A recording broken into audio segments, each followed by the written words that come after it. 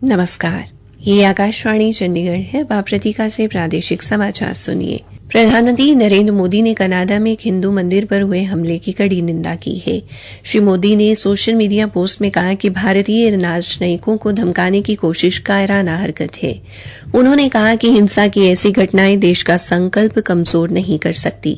श्री मोदी ने कनाडा सरकार से इस मामले में न्याय सुनिश्चित करने और कानून व्यवस्था बनाए रखने को कहा है। कनाडा के साथ विवाद शुरू होने के बाद प्रधानमंत्री नरेंद्र मोदी की ये पहली टिप्पणी है। कल शाम हरियाणा राजभवन में हरियाणा दिवस पूरे उत्साह और उमंग के साथ मनाया गया, जिसमें राज्य की समृद्ध सांस्कृतिक विरासत को विभिन्न सांस्कृतिक कार्यक्रमों के माध्यम से दर्शाया गया। हरियाणा के राज्यपाल बंडारू दत्तात्रेय, उनकी धर्मपत्नी श्रीमती बंडारू वसंधा, हरियाणा के मुख्यमंत्री नायब सिंह, उनकी पत्नी श्रीमती सुमन सैनी, मंत्रीगण और कई नेता भी हरियाणा दिवस समारोह में शामिल हुए।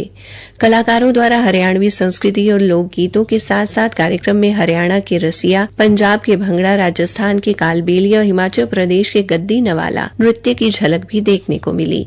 सभी शानदार लोक नृत्यों की प्रस्तुति मनमोहक और लाजवाब रही। इस अवसर पर श्री दत्तात्रेय ने कहा कि हरियाणा दिवस राज्य की अनूठी संस्कृति, परंपराओं और विरासत का उत्सव है।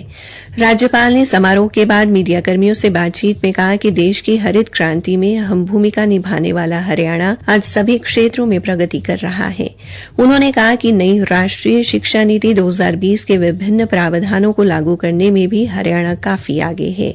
श्री दत्तात्रेय ने कलाकारों को 5 लाख रुपए का पुरस्कार देने की घोषणा की। हरियाणा के पंचकुला में चल रहे तृतीय पंचकुला पुस्तक मेले का आज दूसरा दिन है। पुस्तक प्रेमी मेले में बड़ी गिनती में पहुंच रहे हैं। 10 नवंबर तक चलने वाले पुस्तक मेले का उद्घाटन कल मुख्यमंत्री नायब सिंह ने किया। आज हमारी संवाददाता सुमन शर्मा ने मेले में आए कई आगंतुकों से बातचीत की।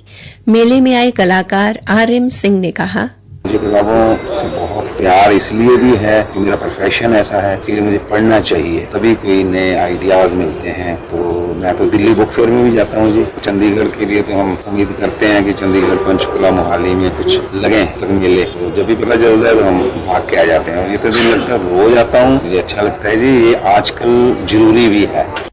मेले में आए SP नरूला ने प्रतिक्रिया देते हुए युवा पीढ़ी को पुस्तकें पढ़ने का आह्वान किया। मैं तो ये कहूंगा कि रीडिंग की आदत डालनी चाहिए किताबों। बुक में कल्चर बारे, अपने मोटिवेशनल बुक्स हैं, कुछ और है, जो भी आपका टेस्ट है आपको यहाँ से मिल जाएगा।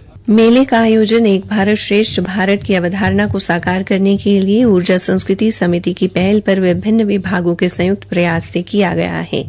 मेले में हिंदी, अंग्रेजी और पंजाबी भाषा के 100 से अधिक प्रकाशकों की किताबें प्रदर्शित की गई हैं। हरियाणा के अंबाला में कल वियतनाम भारत द्विपक्षीय सेना अभ्यास विनबेक्स का 5वां संस्करण शुरू हुआ। इसका उद्देश्य दोनों देशों की संयुक्त सैन्य क्षमता को बढ़ाना है। इस संस्करण का मकसद दोनों देशों की सेना और वायुसेना के कर्मियों द्वारा पहली बार सैन्य स्तर की भागीदारी में उल्लेखनीय वृद्धि करना है।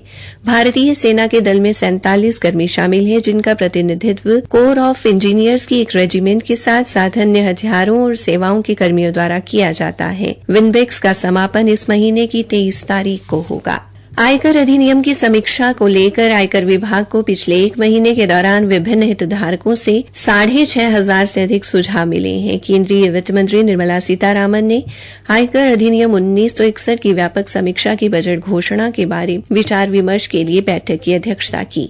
वित्त मंत्री ने सोशल मीडिया पोस्ट में बताया कि आयकर अधिनियम के विभिन्न पक्षों की समीक्षा के लिए 22 विशेषज्ञ उप समितियां गठित की गई हैं। हरियाणा के सभी जिलों में 22 अक्टूबर से लगाए जा रहे समाधान शिविरों में कल तक 5,430 लोग अपनी समस्या लेकर पहुंचे हैं, जिनमें से 3,458 समस्याओं का मौके पर समाधान किया गया है।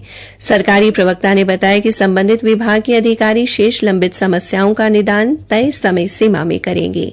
इसी के साथ ये समाचार बुलेटिन समाप्त हुआ।